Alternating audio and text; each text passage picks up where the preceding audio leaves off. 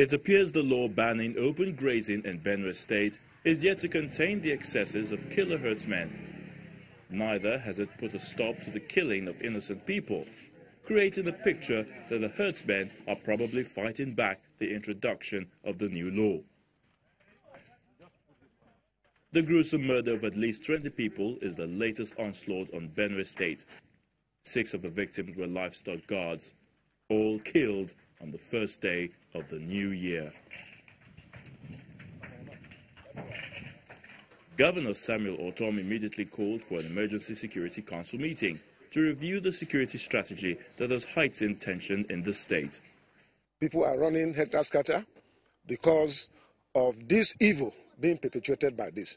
You can imagine women and innocent children that were slaughtered, innocent people, harmless people, just because they want to be law-abiding. Is it how we're going to continue? Rising from the meeting, the team moves to the Benue State University Teaching Hospital, where one of the survivors, who is a member of the livestock guards trained to enforce the ban open grazing, narrates how his colleagues were killed. We're in the camp in primary school in UA. So now they come attack us. They kill 6 people for JTF. They shoot some of them. So they come to shoot people where they are wrong with us. The touching story is spurring the governor to more action. And now, he's asking for the federal government's intervention in order to save the lives of harmless citizens of the state. This is not fair. And I think this is where the federal government must come in immediately to stop this, because these people are known. We heard that they met in one state and gathered together and are mobilizing to come to Benue. They passed through roadblocks. These people are known people, and they have sophisticated weapons. So why have they not been arrested all this while? This is the question we are asking. The governor's plea may be indeed timely, especially with the rising rate of killings by herdsmen. The intervention of the federal government and the federal security agents is needed at this point in time to secure lives and property and bring the perpetrators of the act to justice before it's too late.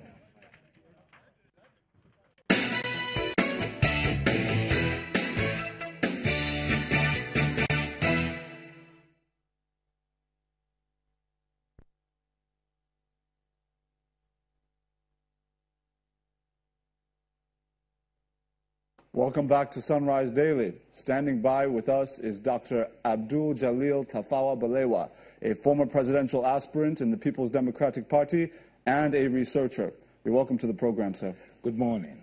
You know, you're very well kind of in tune with the origins of the clashes between farmers and herdsmen.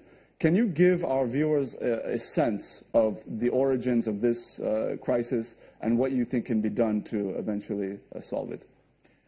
Well, both the herdsmen and the farmers are farmers. The herdsmen are pastoralists. We must remember they are the people responsible for the main protein in our diets. We eat meat as if it's going out of fashion, but we never think of how it comes to our tables. The government has always helped farmers as such, but they have not given the same type of attention to the herders, these pastoralists. If you're walking cows either from Sokoto down or from Bornu down, you don't expect not to be able to feed it. However, we have not done well for those herders for the longest while. We need to think of how we can help both the farmer and the pastoralists. A lot of grazing reserves were created in the 60s. Now they've just been left fallow, and in there are growing plants called herpes, which cows don't like. So for the herders not to go into farmlands, we need to create some different technologies of thought.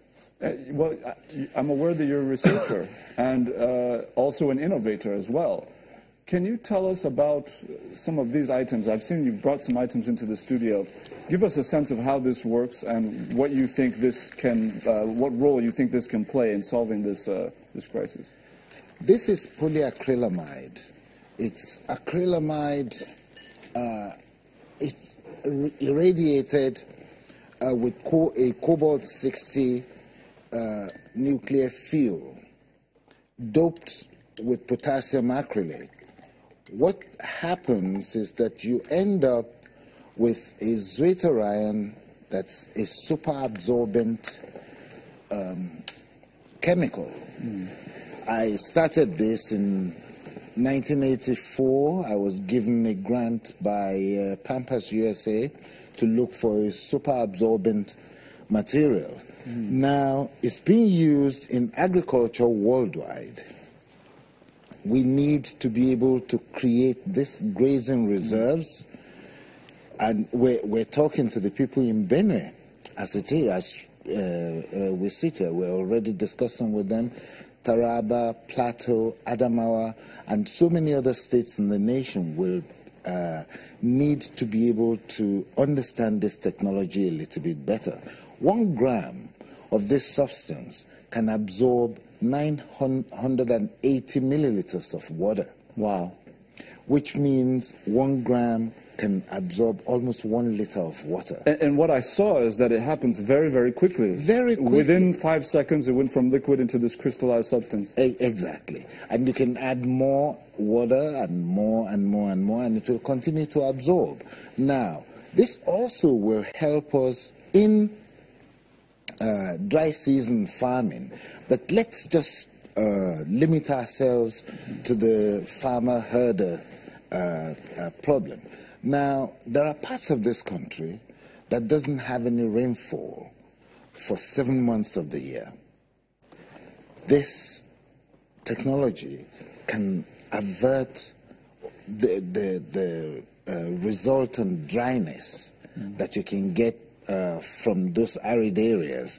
If the government is really serious about stopping this violence between the farmers and the herders, we can get about 5,000 hectares in 3 senatorial districts in different states, and we have enough land to do that. We can use this technology. There are application methods which we're willing to teach, whereby we will have good grasses. We've also identified the right type of grasses. We will have good grasses growing all year round. But that's not all. You see, 5,000 hectares is not a small parcel of land. The herders can be satisfied by herding their cows all around. And as I said, we've identified the right type of grasses that can grow between 35 and 42 days, whereby as the cows graze, they defecate also. There's bacteria coming from the feces, and you have a mix with the soil which lets the grasses grow again. As they're herding them, they will be able to continuously have grass all year round, and they will still be able to herd these cows. However, we will end up with much tender meat. Now, you know, one of the reasons for, you know, kind of motivating this crisis, perpetuating it, has been, you know, a fight for territory. Now, you've offered a pretty practical solution in terms of mitigating the, you know, aridity of some of these places, but then the issue may still come down to a fight for territory, even if all the grasses are green, even if everything is right, and that's a pretty optimistic forecast, but even if that. So going back to the situation in Benue now, what do you think can be done? Because this is one side of it. Are there other sides of it in terms of a more holistic solution? Yes, there is. Because one thing, we will be able to satisfy that herding instinct. Having large parcels of grazing reserves. That is one. Now, within these reserves, we have a lot of funds in the nomadic education. Mm-hmm. Instead of using some unquantifiable nomadic education fund any which way, we can build little atolls all around these grazing reserves. Mm-hmm. Now, that will create a whole lot of a new life. We can have dairy industries nearby. We can have a modern abattoir. The modern abattoir now gives us so many options. We're going to have skins, a lot of them. Tanning industries can grow up in these places. We will have a lot of bones. All that those bones will need is to be dried. It can be added to feed. It can also be used with clay to create ceramics. Now, so many things, so many jobs will be created. People just need to think outside the box.